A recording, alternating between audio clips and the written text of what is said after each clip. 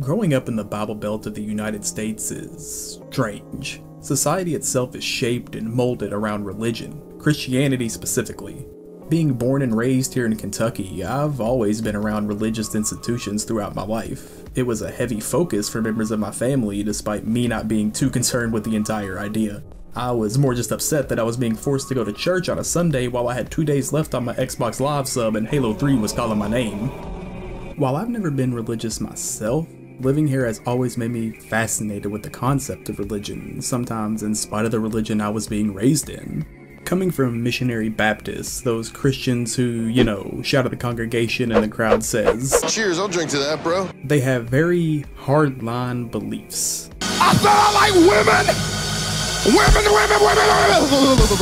The lines are drawn in the sand, and unfortunately, a lot of members refuse to even look at the other side of those lines. Growing up in the age of the internet, when video games and media were reflecting more and more of these things I was being told or warned about, I became more curious about how others looked at these same things, and in turn, other religions themselves and the people who followed them. Different groups of people choosing to live their existence based on the belief in a higher existence. How those religions influence entire cultures and ways of life, just like the ones I had experienced in mine. And with that, it helped me understand others in a more general sense. I wanted to know how other ways of thinking differed from mine, how the places they come from and the family line that they carry influenced who they became, how the reasons everyone has for doing the things they do differ from mine, their honest and real hearts and minds. Having all of these thoughts, it kind of blew me away when I read Shaman King, a series that also seemed to have a lot of those exact same thoughts.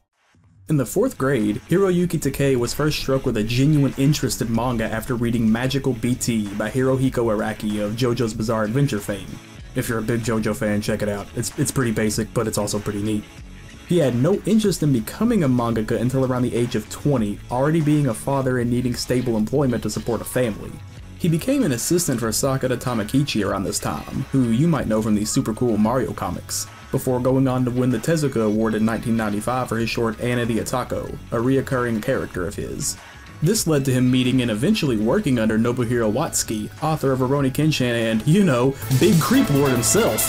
While working there, he drew side by side with numerous artists who would go on to have their own series, including Ichiro Oda, who was also an assistant as well to Don Perv. Working alongside them, he knew his style was a bit different. His ideas and, vibe were just on a slightly different wavelength. His first manga for Shonen Jump was Butsu Zone, the story of Senju, a boy sent by Bodhisattva Kannon, the god of mercy, to protect Sachi, a girl who will eventually grow to be the future reincarnation of Buddha. While only lasting 3 volumes, the clear interest in ideas like religion and reincarnation are right up front and center, and would eventually go on to lead to his creation of Shaman King, a story focusing on, shamans. A shaman is, historically, someone who has access to the spirit realm, someone who can make contact with souls from the other side, for better or worse.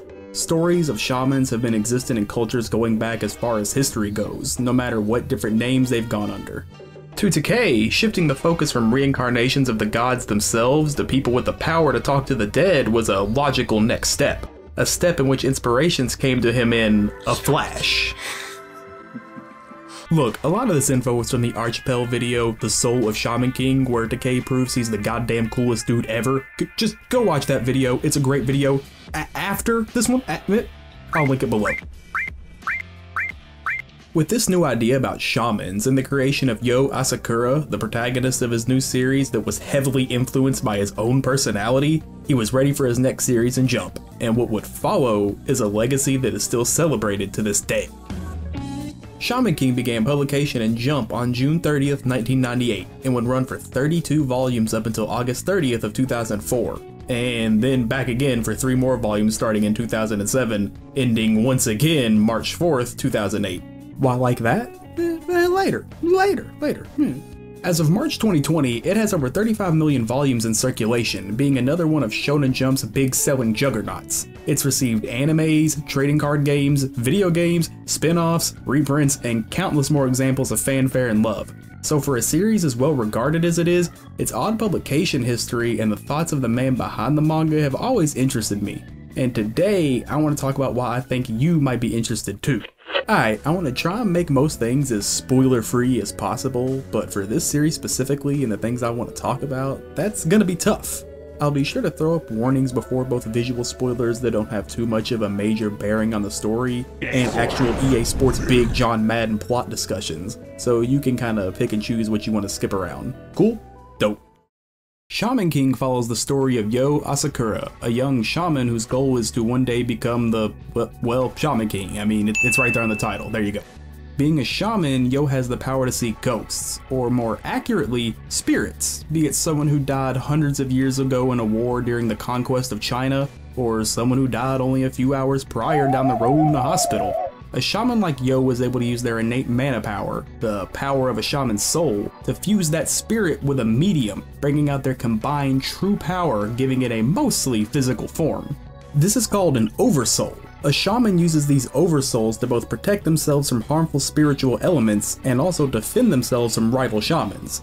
Any spirit a shaman meets has the ability to be fused with a medium to become an oversoul, and these souls can range from human spirits, spirits of nature and elements of the world, even down to personal objects that hold a lot of value and meaning to a person, eventually developing souls of their own due to the years of thought and affections poured into the item itself. Many people choose not to use the souls of humans for their oversouls and instead give a choice to a nature spirit or the soul of an object-given spirit. The souls of humans are strong-willed, usually being perfect reflections of the humans they once were.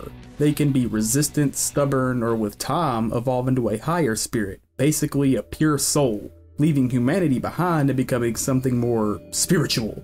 On the reverse of this, the soul of a human that feels a true bond with a shaman can grow more powerful because of that strong willpower that a human has. Yo shares a bond with Amina Maru, a samurai from 600 years ago who was feared in his time, famous for his ruthless killings of enemies who crossed him.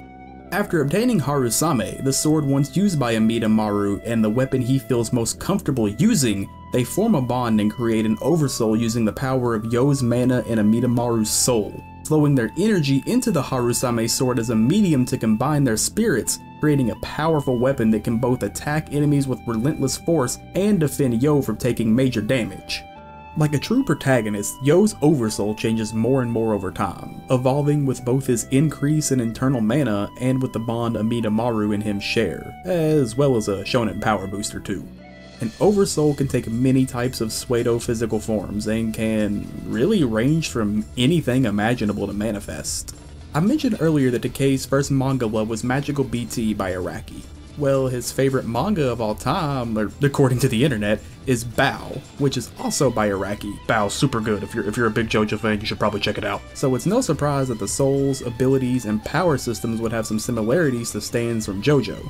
Hell, look at this guy. This is a stand. It is just a stand. Look at this moody blues ass, vanilla ass, ice ass boy. Collaborate and listen. Whether it's creating a physical manifestation of a spirit ally, say like Star Platinum, or something more abstract like summoning the city of Machu Picchu that lets you run really fast or something. Look, it's not clear, but like, come on, that sounds like some stupid Part 7 stand power. But with this flexibility in the power system, it lets characters' abilities take all kinds of interesting and unique forms. Facing down these rival shamans' oversouls with Amina Maru as a spirit ally, Yo begins his quest to become the Shaman King, along with his new best friend Manta and his fiancée, Anna? I don't know, I'm just gonna accidentally say both and annoy everyone watching, sorry. Manta is a young, anxious, comically short brain kid who happens to be out for a stroll one day when he sees an aloof-looking Yo relaxing in a graveyard. First, fearing him as just some weirdo hanging out in a graveyard, then coming to both know who he is and understanding his ability to see spirits, Manta starts to develop the ability to see spirits as well. Yo, learning that Manta can also see spirits, decides to befriend him, to which Manta agrees with out of his own curiosity. There's an ironclad rule in Yo's life that he adheres to all the way to the end of the series. No one who can see spirits can be all bad. Manta, being the first person Yo has met outside of his own family and extended family relations who can also see spirits, is glad to have made a friend with similar interests. Someone new who has the same unusual ability as him. In Yo's younger life, he was often ridiculed for his abilities, being known as the weird kid from the weird family that say they could see ghosts, bullied for his conversations with seemingly thin air to most, but spirits to him. Finally finding someone who could connect with him on a level that most can't, and Manta coming to understand Yo's heart and mind are a great example of the core of the ideals of this series. Understanding each other's hearts, for both the good and the bad, and connecting on a level of appreciation and coexistence for both people. Unfortunately, outside of that, there's not too much else to say about Manta other than he's a constant positive voice for Yo in the series, and his size is probably a reference to Gegege no Kitaro, or Kitaro of the Graveyard, especially considering how absolutely no one else in the series is this size except for, like, his dad? Okay, side note, Kitaro of the Graveyard is like absolutely radical. I found out about it doing research for this video, and now it's super obvious how the series was influential to not just Takei in creating Shaman King, but honestly a lot of Japan's culture from like the 60s to now. Like, look at these fucking thwomps from Mario right here. I mean, come on. Short version, it's about a kid named Kitaro who chills in a graveyard with ghosts all day, like his dead father who's turned into an eyeball now, having a good time going on adventures. It's had anime adaptations from 1969 up till 2018, so there's plenty to check out. If you like older cartoons and don't mind it being an actual children's show, it's super worth the look. I love shit like this so much. Anna, on the other end, is basically a force of nature. Her original design comes from the one-shot Anna the Otako made a few years earlier by Takei. The design is noticeably more 90s and the personality is a bit different, but his love of the character led to her appearing in Butsu Zone and then subsequently Shaman King. Her limit of how much shit she'll tolerate is about the same as her height. Fucking short.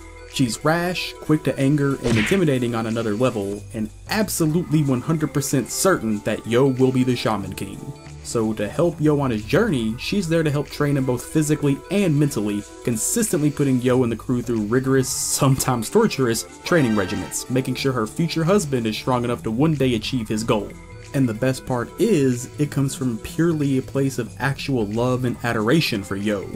Anna is an Otako, same as in her one-shot, which is a form of Japanese shaman that instead of forming pacts with the spirits they encounter, can call souls of the dead who have long since passed on to the other side and are no longer wandering the world looking for a purpose. On top of that, she also has an immense amount of spiritual energy and can subjugate almost any spirit that she comes across using her 1080 rosary beads, a reference to the 108 beads used for meditation purposes, representing the 108 temptations of man based in traditional Buddhist practices. Her love for Yo and the explanation for her immense shamanic power begins in the Osorezan Revoir arc. Now, I know this is gonna make some die-hard Shaman King fans upset, but I'm not gonna talk too much about her backstory in this video, because I legitimately think that this flashback arc explaining how Yo and her meet is probably the peak of the series in its storytelling, and one of the best flashback arcs in any shonen series ever, and I want anyone who's interested to discover that for themselves. Between the shift in tone, style, story, and the characters, it's just Takei's writing at its absolute best, and it's just mwah, perfect. Who knows, maybe here soon you'll see something else from me talking more about this and similar things in more detail, Anyway, after the events of the flashback, she is forever devoted to Yo, striving to be the best future wife for the Shaman King and pushing him to his limits to make him the king he should be. In terms of Shonen Jump women leads, Anna is absolutely in my top 3 probably now. Right there with Jolene and Boa Hancock, she's just an all-around perfect 10 out of 10 character. That's a 10. As they begin their journey, they encounter rival shamans whose powers and oversouls vary greatly based on both the personalities and cultural backgrounds of the shaman, and the spirits they combine with. Both the characters and the spirits they meet just ooze creativity, and the flair is in a lot of their designs. This is where Takei's interest and personality really start to shine bright. Once the series starts to really pick up and get moving, pushing past those typical early Shonen Jump chapters of introducing lore and characters, his philosophy of "I just want to draw cool things" starts to take a hold, and shows in the stylish characters he creates, a lot of the times reflecting direct personality traits of his, combined with the spirits they use, which are almost like reflections of his interests. In Ryu's search for his best place, a happy place for him and his friends to relax and call their own, he makes mention of his love for the open roads and all the little things you find when you travel them. Rest stops, little hidden stores, pockets of life you'd never find unless you really got out there and looked for it. This is literally just Takei writing about his love of this exact idea. Locations are important to him.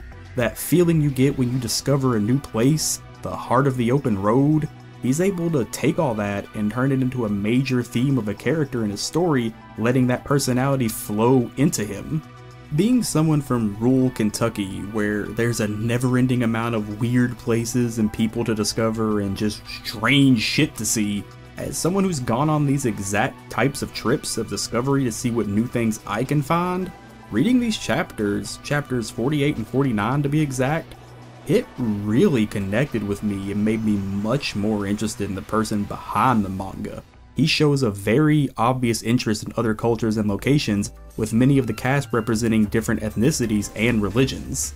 Hell, half the first part of the story takes place around Route 66 America, and honestly, it's one of the more accurate depictions of that area of the USA than I've seen in some movies made here in America. It's a world of truck drivers. Drawings of desert and gas stations and the type of people you'd encounter if you happen to be in this area. Shout out my fucking man Bill. These obvious interests are what initially drew me deeper into the story. That is, interest in both culture and interest in cool shit. Takei goes out of his way to try and include many different depictions of shamans that are directly based in shamanic traditions found throughout multiple religions. You have the X-Laws, a group of hardline shaman extremists who exist to stop that man, no matter the cost or who stands in their way.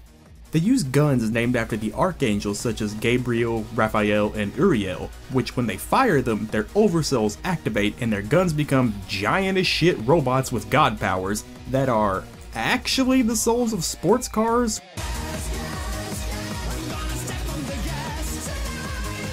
Yeah, that speaks directly to me and my love of cool shit and religious curiosity. You've got the god Samesh being used as judge, jury, and executioner who doles out torture with medieval devices formed by a soul bond with a girl locked in an iron coffin named Jean, and whatever, who is in constant torturous pain for the sins of humans. Fucking extreme. Or Gandhara, and their entire squad of bodhisattva monks who specialize in being true neutral, taking no sides and holding no grudges just as the god Buddha did.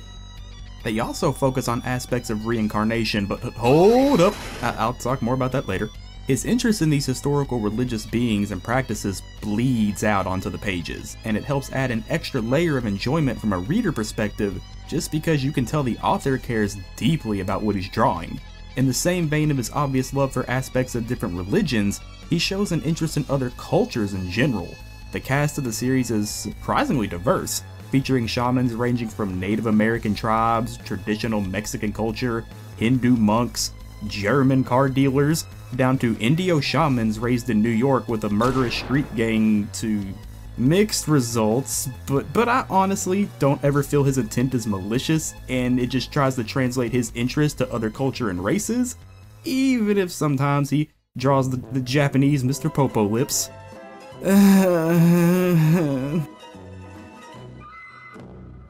Yo's journey to be the Shaman King is based on his own personal goal of taking it easy in life. He wants a better life for himself, one that's carefree and easy, so what better way to do that than to become the king of shamans? So what exactly is the Shaman King? Basically speaking, is a shaman who's made a soul bond with God itself. In Shaman King, all souls when they pass from their physical bodies return to the flow of the Great Spirit, an amalgamation of every spirit in the universe flowing together to continue the cycle of life. So for a shaman to form a soul bond with the Great Spirit, they will be forming a bond with all spirits, effectively becoming the king of shamans and the king of souls. With this power to control all souls and life in the world, to control the cycle of reincarnation, the person who becomes the king effectively becomes God. So basically, Yo wants to become God so he can chill and take it easy, cause what job's more relaxed than being God? I mean hell, all your work was finished thousands of years ago, by this point you just chilling out maxing. But that's like a core principle of Yo as a character. He's just chill. He rarely ever loses his composure, with his catchphrase being, "It'll all work out," because he truly believes that no matter what, it'll all work out in the end. This doesn't come from a place of complete confidence in himself or any kind of logical assumption. He just knows that all he can do is try. All he can do is give his best, and at the end of the day, no matter what happens, good or bad, eventually it'll all work out, even if it comes at a cost. This core philosophy at the heart of You's character is front and center right from the start of the series, bold and firm. You is an easygoing guy who does what he can now so he can take it easy later, internalizing the bad things that happen and growing past them all while keeping that carefree outer exterior despite any internal strife it may cause him. Hell, his outfit designs and team logo are literally leaves off a weed plant. Like, dude's the definition of relaxed, and either Takei really supports him or my dude running around Japan looking for the loud. These personality traits immediately spoke directly to me. At the time of typing this, I'm 25 years old, and before the year's up, I'll be 26. I've worked a lot of jobs, I've been in and out of relationships, I've experienced a lot of life. And one thing I've repeated to myself since I was younger is that it'll all work out, despite knowing sometimes it won't work out. It can't work out in the way that I want.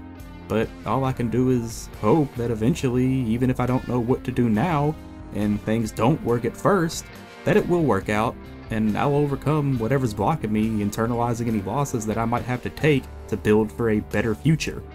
You knows his path to becoming Shaman King is one that won't be easy.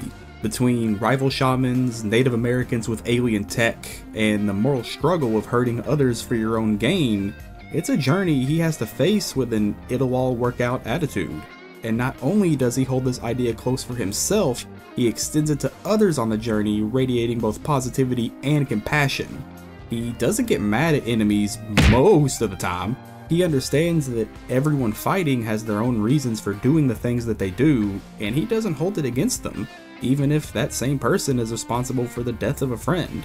He truly believes that anyone who can see spirits can't be all bad, and honestly wants nothing more than to not have to fight others. But he knows that he doesn't get to have that luxury, especially if he's going to stop Hal, his direct rival in the shaman fight for King.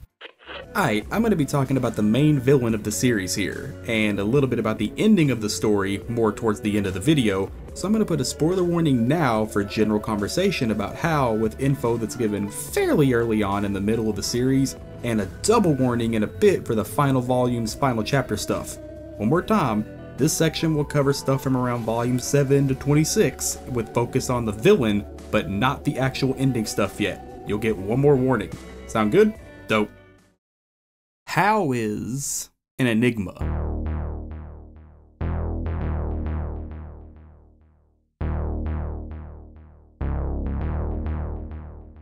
His intro into the story is sudden and memorable, boldly proclaiming his intent to You to win the shaman fight, along with his crew of shamans he's assembled to help him win these battles. My first thoughts upon this intro were, one, wow, that's a great design, looks a lot like Yo, the wonder what's up with that! And two, oh okay, here's the villain squad. This is still pretty early into the series, I wonder how many of them actually matter. And both of those questions had answers that helped ground my love for the series. After his introduction, Hal becomes a force of nature in the world whose influence is felt almost immediately. Almost every shaman knows him, or at least knows of him. Famous for causing immense destruction and death in the pursuit of his goal of being Shaman King, usually burning away his victims with the Great Spirit of Fire, one of the 5 great elemental spirits of the world. He comes off as aloof in a much different way from You, whereas Yo's passiveness seems to be based more in his enjoyment of taking it easy and relaxing. Hal's comes from a cold confidence in his skill. Hal knows he's much more powerful, much more powerful than any other shaman he encounters, so his playful yet cold personality reflects this. Often in the series, he will just arrive in front of the main cast, telling them useful information, goading them into making decisions, or just coming to chill at a hot springs with You and the crew. Hal acts on his own accord, with no worries or fear, and this confidence comes from 1,000 years of experience.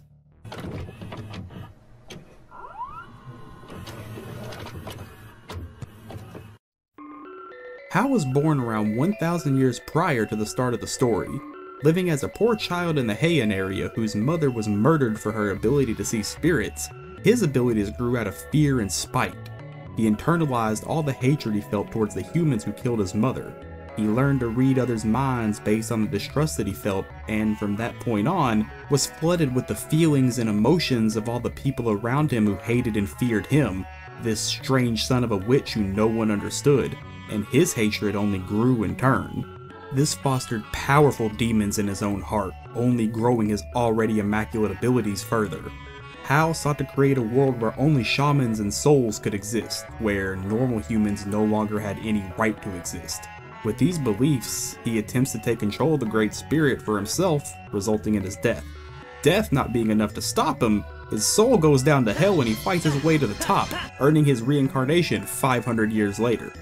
The process of his domination begins again, now with a much more powerful Hal after training his soul in hell for all those years, being able to take control of one of the great elemental spirits, the Great Spirit of Fire, away from the Guardians of the Spirits. His goals have not changed. He wants to create a shaman utopia. He is stopped once again, sending his soul back down to hell, but this time he takes along the Great Spirit of Fire that he stole with him. 80s training montage round 2 in hell happens, and he's born in another 500 years as the boy who taunts our cast, Hal Asakura, an unstoppable force of reincarnated anger. Except this time when he's born, a twin boy was born right there with him, the one and only Yo Asakura, Hal's other half. He soon begins a search around the world for shamans who are cast out and left behind by society, recruiting them into his ranks and effectively treating them like part of a family. Sure, it's like the Manson family, but you know, family. Family. These people become loyal servants of Hal, who Yo and the crew engage with in constant battle through the series, usually meeting the same recurring members, both sides growing empowered relationships between each fight. This really helped establish the villain force as a unit who on some level has just as much motivation to act as they do as the main cast. They develop more and more over the story, letting these enemies who could have just been one time nobody fights in other shonen series grow and change, making them characters you recognize and enjoy to see return.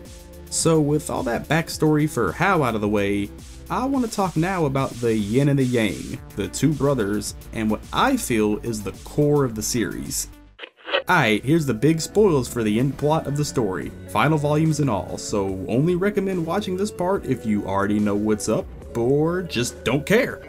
Also, this is more of my interpretation of things in the last chapters, and people are more than encouraged to disagree and tell me what it means to you. Hell, post it in the comments yelling at me and let me know what you think. I'm honestly just as interested what others think outside of my own thoughts on this ending. Cool?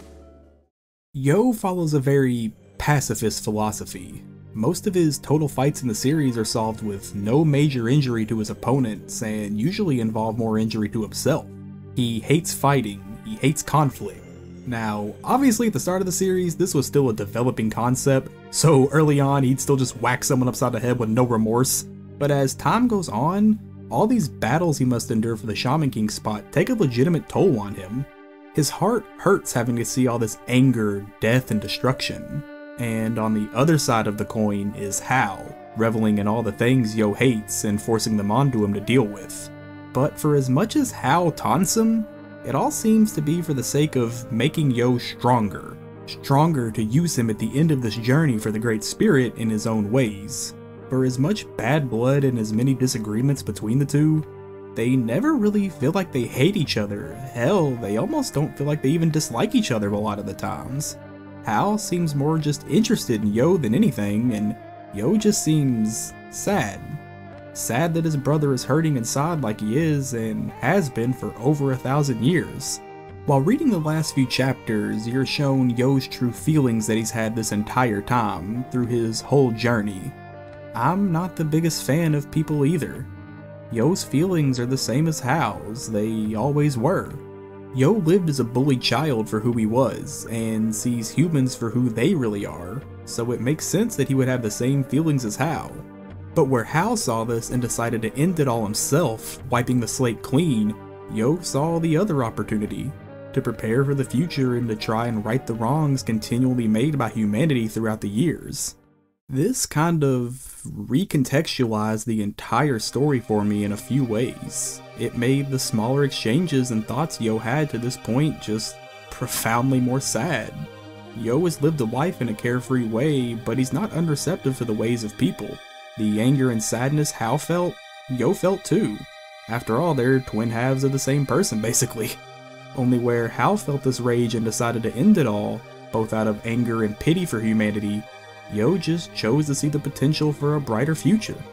He saw a chance for a change, the possibility that the future can be brighter than the past if these damn humans can just come together, to which they both willingly admit is not likely. But to Yo, it's better than not trying at all. So through the entire story, all the relaxed feelings, the carefree attitude, the "it'll work out" catchphrase, it all just hit me a little bit harder now because I know that Yo isn't aloof just because he's a chill guy. He's chill because he knows the path things are on and how he can't stop them. With how powerful Hao is mixed with the inherent nature of humans, it's almost pointless.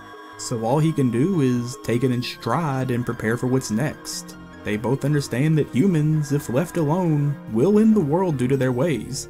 Mass destruction fueled by greed over money and material things. So Yo's entire journey, his reason for getting to the point here with Hao, was to try and show him his point of view. Not to have a giant as shit battle in the sky as ascended souls. Hell, Yo knew the entire time he couldn't even win against Hao. But instead to talk to each other, heart to heart as brothers, to understand each other, and to leave the future to an undetermined fate. And that's the fucking core of the series right there. Not fighting, not shonen tropes, or pushing the world and lore more and more to continue the series with new villains. Just the truths that people feel in their hearts, and the idea that communicating those feelings to the others for the possibility of a better future, no matter how much it may hurt to do so. To grow as an individual and to flourish with others. It takes this really stylish, intricate, and sales significant series to a level I really wasn't expecting, focusing more on the characters and their feelings than who won the last big shonen power fight. And for an early 2000s popular Shonen Jump series that was aimed at kids, man, I just think that's something super fucking special. Now, with all that spoiler talk and bragging about characters and writing out of the way, that's not to say the series is without its faults. It's a long-running Shonen Jump series spanning 35 volumes that grew and changed a lot over the course of its publication, so it's no surprise that things would change in some ways as time went on. The fighting in the story never feels like the fighting in a series, say like Baki or Toriko, which I did a video on, where series like those focus on the inclusion of complicated physical altercations with blows that are direct and continuous. Shaman King leans more on the Bleach and later Naruto style of fighting, focusing more on dialogue and big flashy moves that end fights quickly. While I don't personally consider this a problem when done right, it does leave some matches just as a showcase of a special move for a certain character, with not much other substance than it just being some cool shit you're looking at.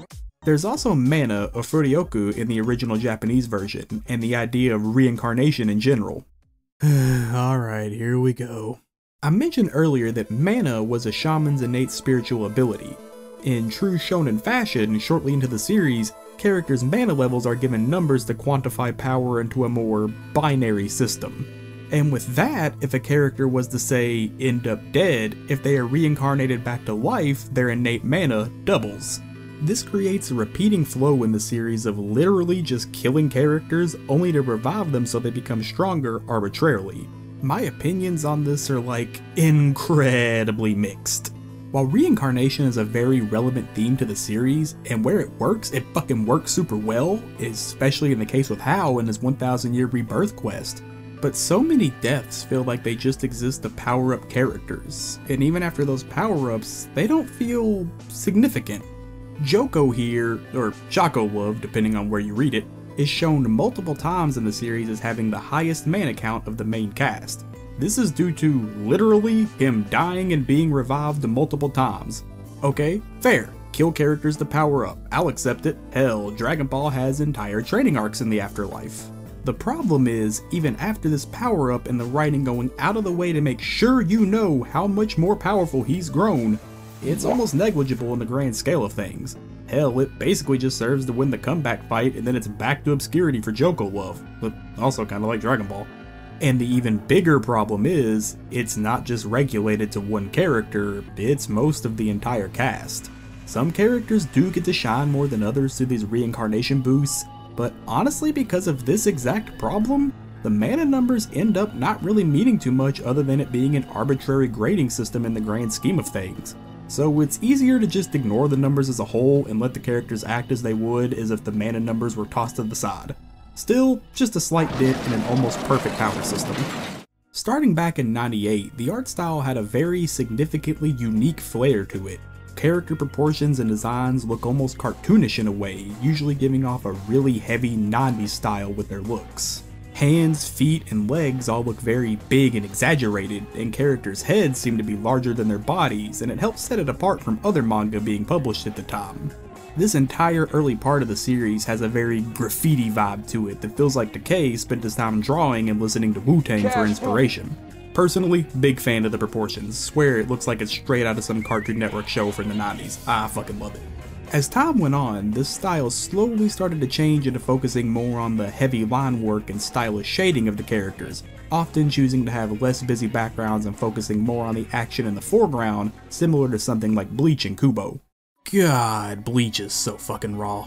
Now, while I don't personally dislike this shift, it definitely leaves a bit to be desired at times in the middle parts of the series, with some characters looking similar enough that he himself jokes about it in the story, and just that general feeling of his art was still progressing, almost like the shift of art between parts 1 to 4 of JoJo, where none of it ever really looks bad, it's just watching Araki discover his style so he could go on to make shots like these, his art and story ever progressing.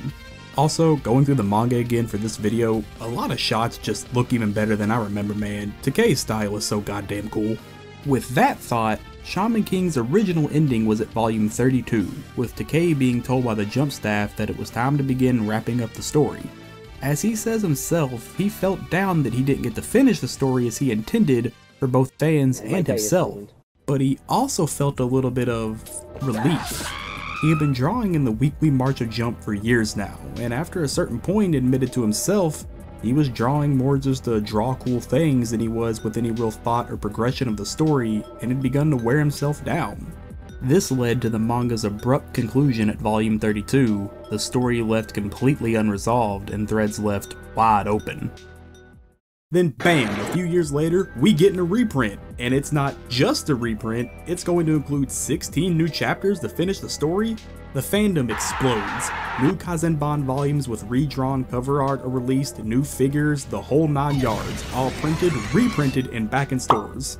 Time for the chapters to publish starts to approach, the hype rises, the chapters drop, and... It's good. Except it was actually good. Unlike this joke. The art style has reached that end of the Araki progression line I mentioned earlier, basically like skipping from part 4 art straight to part 7, with this translation of his early style fully mixed again with his current style. He had also switched to digital drawing at this time, which he has said himself, it was a massive benefit to his artistic process.